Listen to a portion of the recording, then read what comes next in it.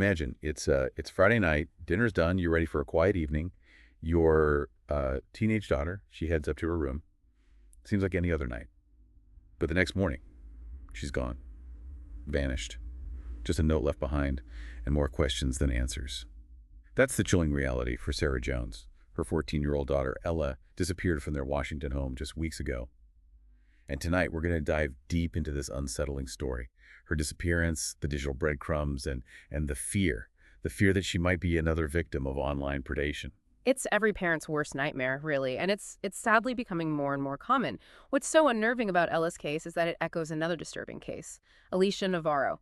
She vanished at 14, only to reappear years later, with an older man she met online. It's a reminder that while the internet connects us, it also opens the door to those who would exploit, manipulate. So let's unravel this case. Starting with Friday, January 5th. Ella goes to bed around 9 p.m., but the next morning she's gone. A note, but it only raised more questions. Yeah, the note was, it was unusual. It said she loved her family, didn't want to cause them pain, which, according to Sarah, her mother, seemed out of character. And there was the handwriting. Too neat, almost like it was dictated. It's like a detail straight out of a suspense novel. Small, but it screams that something is terribly wrong. And this is where the story takes that digital turn, right? Sarah had noticed some red flags in Ella's online activity, even before she disappeared. She tried those parental controls, but it seems Ella found ways around them. It's a constant struggle for parents these days. Teenagers, they're tech savvy, they find ways around those digital barriers. In Ella's case, she was using an app called Text Now. It allows secret texting, hidden from parents. So Sarah might have thought she had oversight, but there was this whole other layer of communication that she didn't know about. Exactly, and these apps like Text Now, Telegram, and Discord, while they can be innocent, they can become havens for these predators. That anonymity, that privacy makes it so hard to track. It's a secret world, the perfect hunting ground. And sadly, Sarah, in her desperation, might have erased a key piece of this puzzle. She found Text Now on Ella's phone, tried to protect her daughter, wiped the phone clean.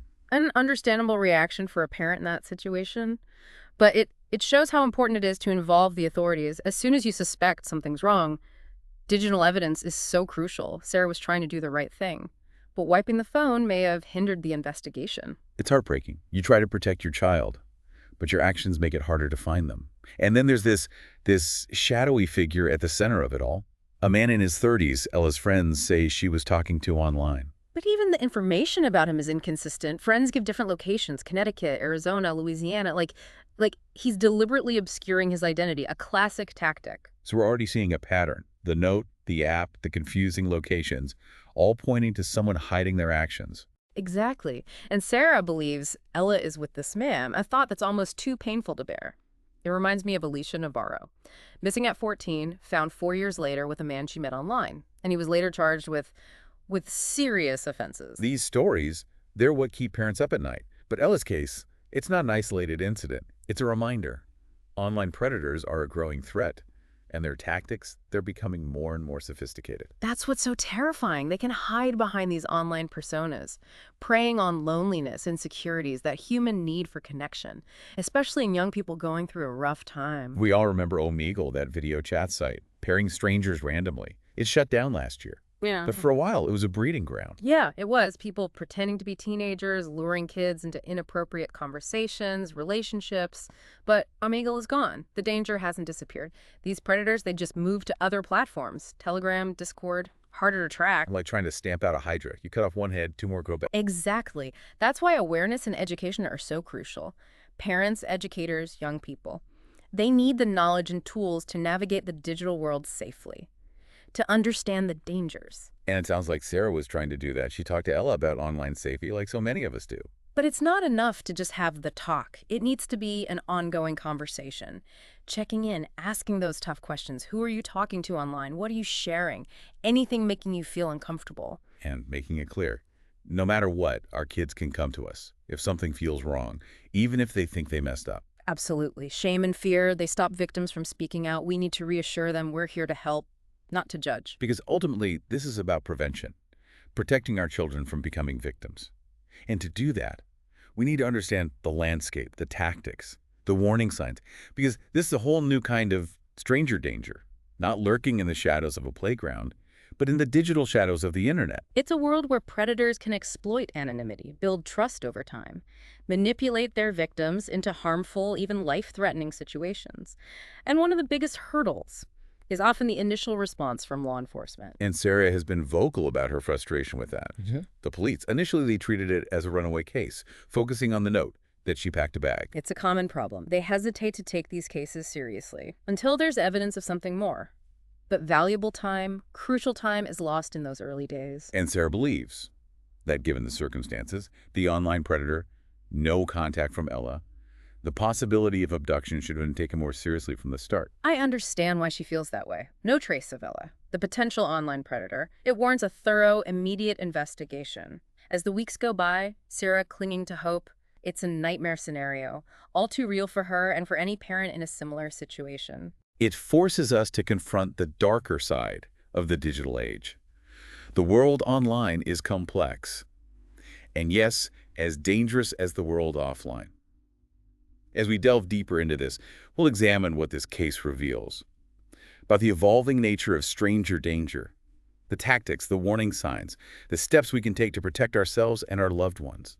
Stay with us. You know, it's interesting. Ella's case, and Alicia's too, they make us think about how stranger danger has changed. Yeah, it's not the creepy guy in a van anymore. The internet it's blurred the lines, create a whole new set of risks. Right, exactly. These predators, they can be anywhere, hiding behind these fake profiles, and they're really good at using these tactics to groom their victims, often over a long period of time. And it's that grooming, it's so insidious. They look for vulnerabilities. A teenager who's lonely, wants connection, someone who feels misunderstood. They become the confidant, the support, the friend, all the while manipulating the relationship. Yeah, and they often start by mirroring their victim's interests, flattery, gifts, even pretending to be the same age. They build that trust, that intimacy, and by the time the victim realizes something's wrong, they're already trapped. It's like that frog in boiling water. The danger increases slowly. You don't realize it until it's too late. And Sarah mentioned Ella had been having some trouble at school, maybe feeling isolated. That's something we see a lot in these cases. Predators often target people who are going through a tough time, people looking for validation, escape. They offer belonging, a shoulder to cry on. But all the while, they're tightening their control. It's terrifying. And what's scarier is we don't even know how big this problem really is. Yeah, a lot of cases go unreported. Victims feel ashamed, scared. They might even blame themselves or worry about what will happen if they speak up.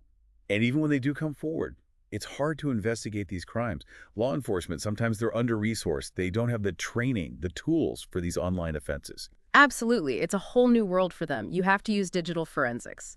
Analyzing phones, computers, chat logs, social media, it's like putting together a puzzle, following those digital breadcrumbs. So it's not just traditional detective work. It's understanding this online world, the platforms, the language, how these predators operate. Exactly. You need special skills, technology, to track them across platforms, jurisdictions, to get the evidence you need. You know, Sarah mentioned she talked to Ella about online safety. We all do that with our kids, right? Warn them about strangers, being careful what they share. But stranger danger, it's changed so much. It's not enough to just say, don't talk to strangers online. We need to give them the skills to think critically in this online world. So it's about going beyond the talk, having these open, ongoing conversations with our kids, asking about what they're doing online, who they're talking to, what sites they're on, and making sure they know they can report anything that makes them feel unsafe. Right. We need to teach them those red flags. Requests for personal information, pressure to keep secrets, attempts to isolate them from their friends and family. And we need to help them build healthy online relationships, teach them about boundaries, respect, even in the digital world. Like, we need to teach them digital street smarts. Yeah, that's a good way to put it. Just like we teach them to be aware in the physical world, they need that same awareness online. And we need to create a safe space for them, where they feel comfortable coming to us if something feels wrong, even if they think they messed up. Absolutely, because shame and fear, they keep victims from speaking out. We need to reassure them that we're there for them no matter what. Because in the end, it's about prevention. It's about giving our children the power to make safe choices online and knowing they're not alone if something goes wrong. Exactly. And it's a responsibility we all share. Parents, educators, law enforcement, tech companies, we need to work together to create a safer digital world. This case really shows us that, doesn't it? Yeah. It's not just about parental controls or filters. It's about education, awareness, open communication. It's a team effort. And it's about staying informed. The online world changes constantly. Predators are getting more sophisticated. We have to stay ahead of the curve, learn about the latest threats, the trends, and have the tools to protect ourselves and our loved ones. This is a sobering reminder, isn't it? The digital age gives us so many opportunities, but it also presents these challenges, especially when it comes to our children.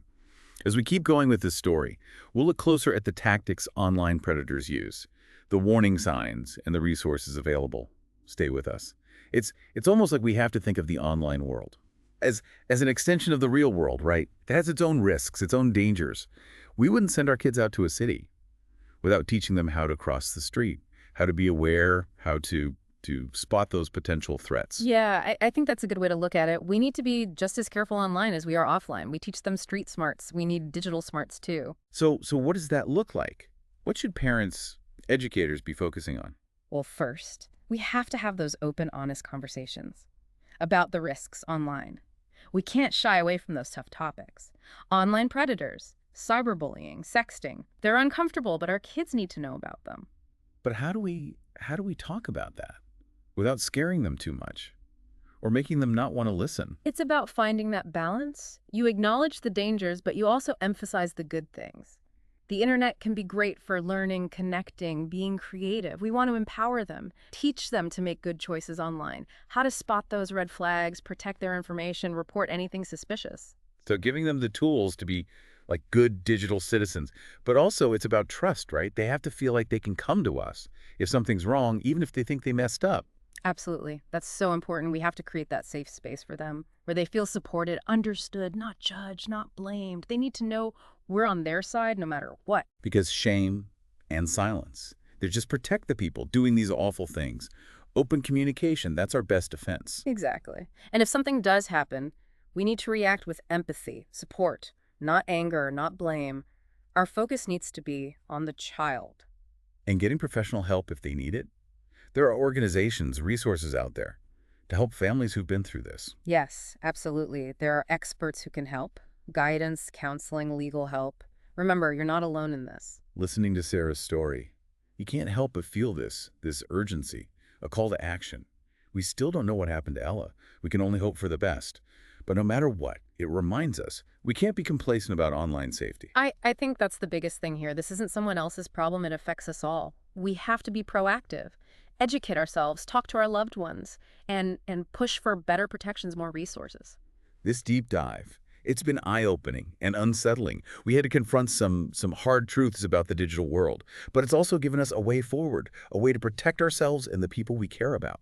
Knowledge is power, right? The more we know about these predators, the warning signs, the resources, the better we can navigate this online world safely, responsibly. And that's what we hope you'll take away from this.